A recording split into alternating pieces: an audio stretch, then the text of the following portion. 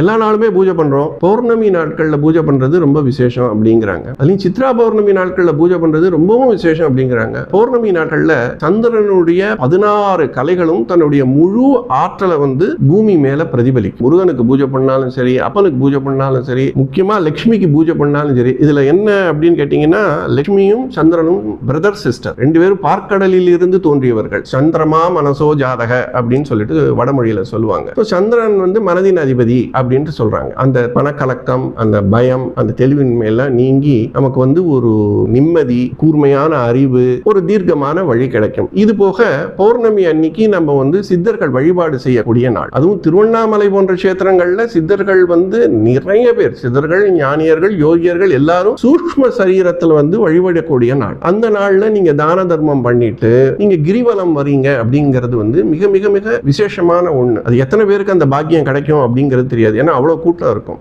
குருவருள் போற்றி, திருவருள் போற்றி.